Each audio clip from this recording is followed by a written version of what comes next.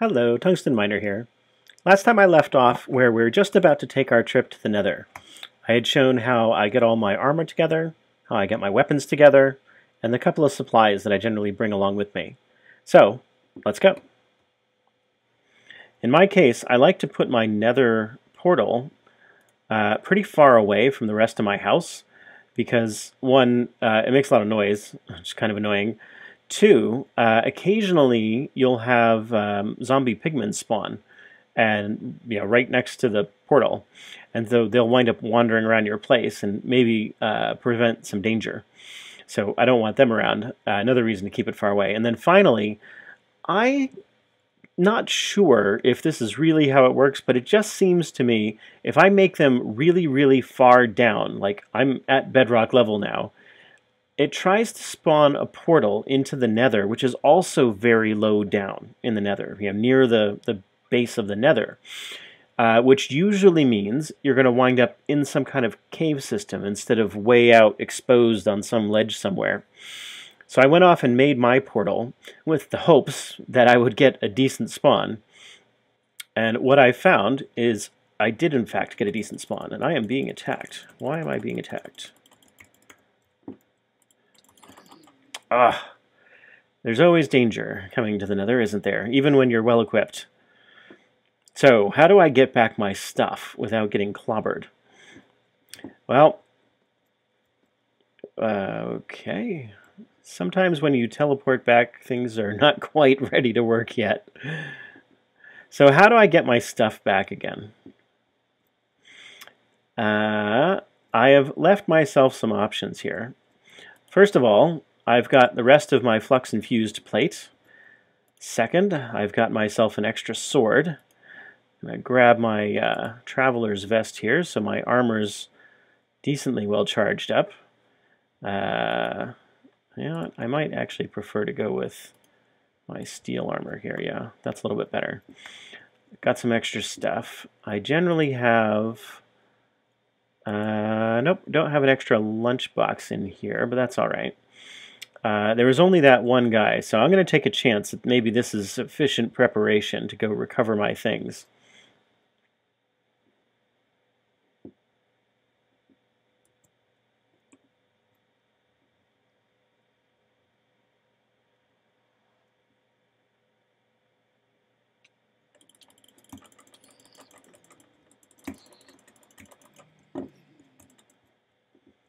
All right. Here I am, back in the Nether, after a little bit of danger. And we can see I've got a grave marker here. Unfortunately, it's too dark to read it, but it actually has my name on it. And it's an inventory that contains all of the stuff that I had with me when I got killed. And that comes, oh gosh, which mod adds that?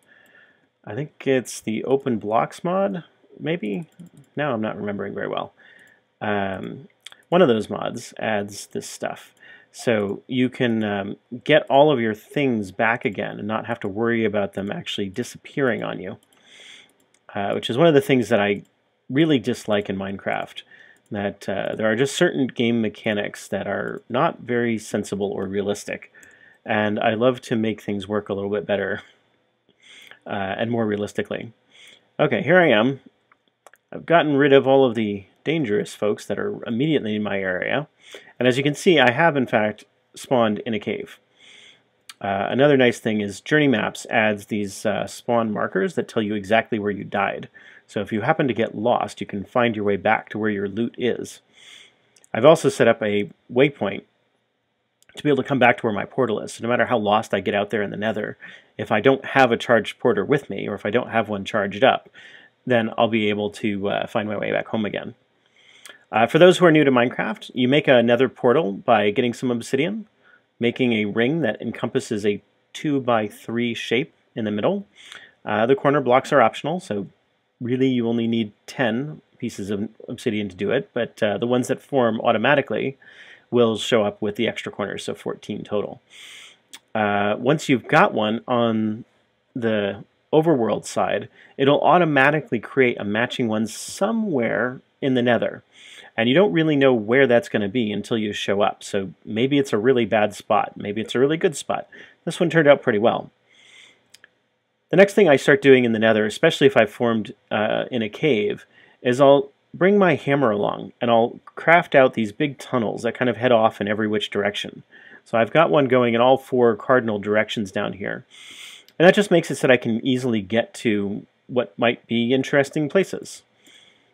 So now he's looking pretty hostile. I'm going to let him get close because I don't want to get any more of them mad than I have to. And yeah. I don't know what I did to piss them off. I must have attacked one of them somehow, some earlier time, but now they're all mad at me. And the not so nice thing about these zombie pigmen is they stay mad forever until you kill all the ones that are mad at you.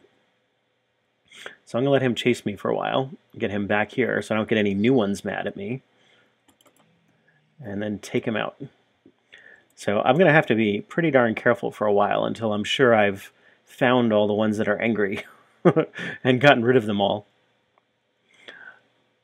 You'll notice I've turned on my night vision right away. If I turn it off, this is all I can see. So this is really darn dangerous without that. I've also got my jetpack on. So if I have some dangerous territory, I can easily get past it. Another thing you'll notice is trees and flesh. And what's all this about? This is part of Biomes of Plenty. It actually adds nether biomes. So I'm standing in a visceral heap biome now. As I cross over here, I'll switch over to an undergarden biome. Oh, look, a teeny little magma cube. Let's get rid of him. Collect some of that. Yeah, not much to see. The Nether's pretty much the Nether. I do have a couple of places marked which are worth going to. So maybe I'll head over in that direction and meet up with you in a bit.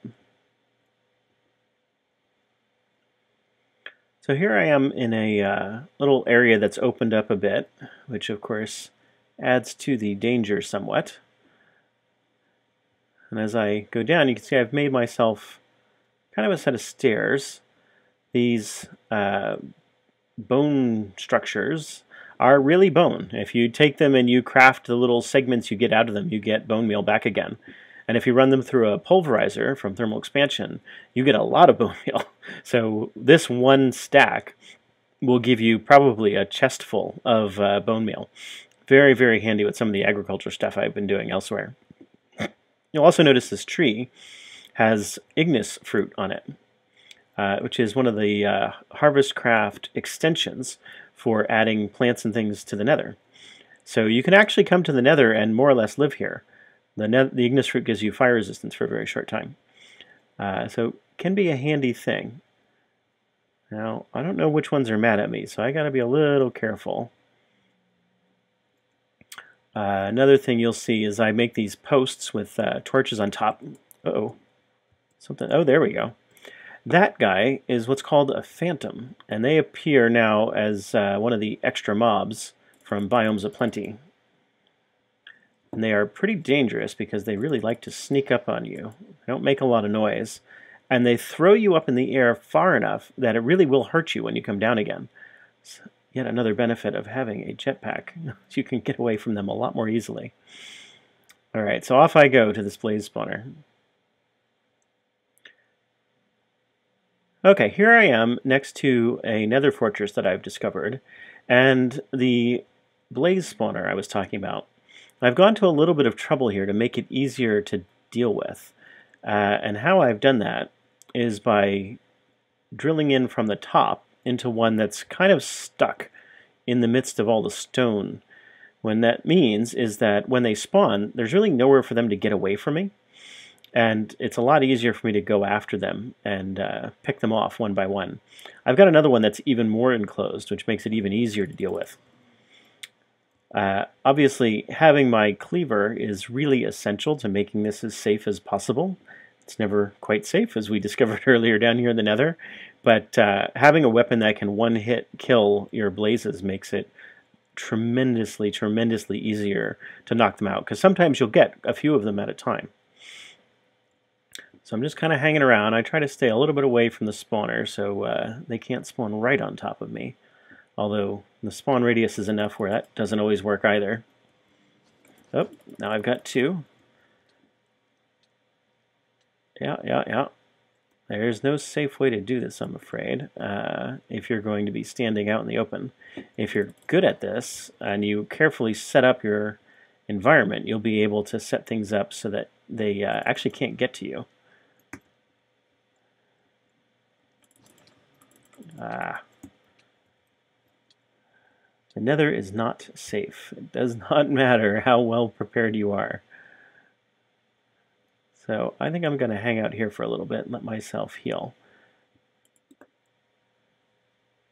Alright, back up to full health. I'm going to dive back in here.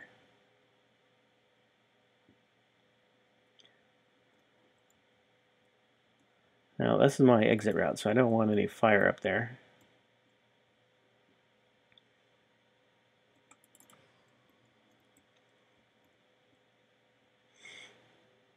The not so nice thing is that they don't always drop a blaze rod.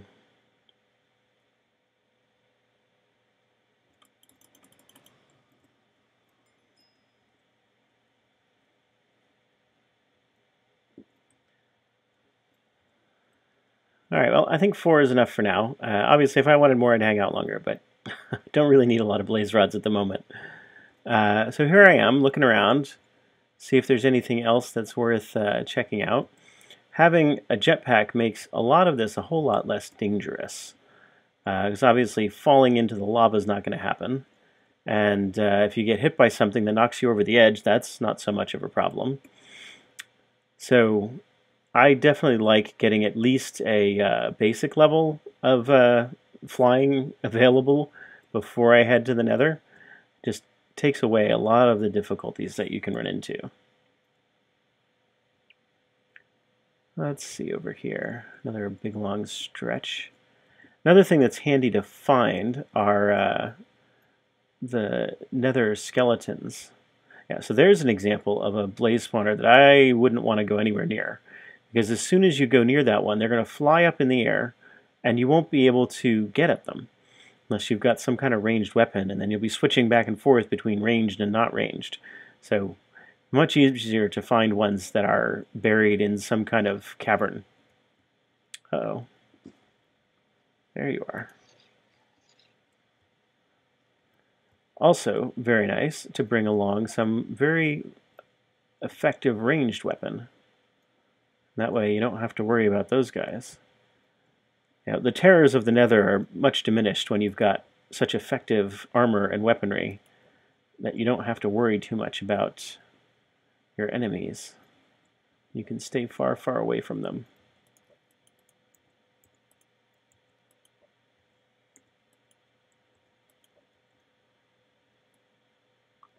One thing you will notice about the crossbow is that it takes a little while to reload. And that's another one of the characteristics of the materials that you choose. Different ones reload faster, but they tend to do less damage if they reload faster. So you want to trade off a bit. Yeah, so I've got my hover mode on in my jetpack, which means if I walk off of somewhere, I will wind up just hovering in place.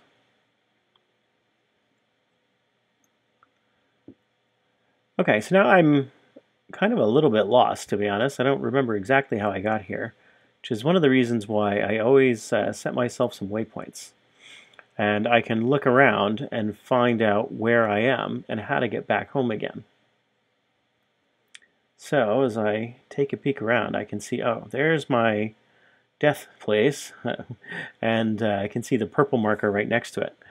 I'm going to open up my map here, go to my waypoints, and I'm going to get rid of that one because I've already recovered my things. Off I go. Let's see if I can find my way back home again.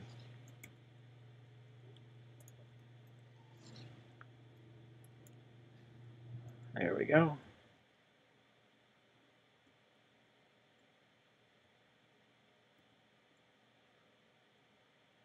Now I've got a jetpack here that's got tremendous fuel capacity, so I'm not too worried about running out of fuel, but it is something that's worth paying attention to. especially if you haven't got as advanced a jetpack. They tend to run out a lot more quickly. So that's something I recognize. There he is. Gas tiers are always hard to come by, so it's worth picking them up if you happen to cross them. Alright, back home again. And here I am, back at my portal, safe and sound, at least this time around. A little bit richer, a little bit wiser maybe. And that's how I get ready for big adventures. Pretty much the same set of stuff no matter where I'm going. If I know I'm going someplace where I might find some interesting beehives, I'll bring along a scoop. If I know I'm going someplace where I might find some interesting trees, I'll bring along a lumber axe. Just depends on exactly what I know I'm going off to do. If I'm going off to the Nether, it's probably because I'm coming after blaze rods or gas tiers or something like that. So pretty much I just need weapons and food. Anyway, if there's something I didn't talk about that you're curious about, want to know, or if you have an idea for a future video, let me know in the comments. Otherwise, talk to you later.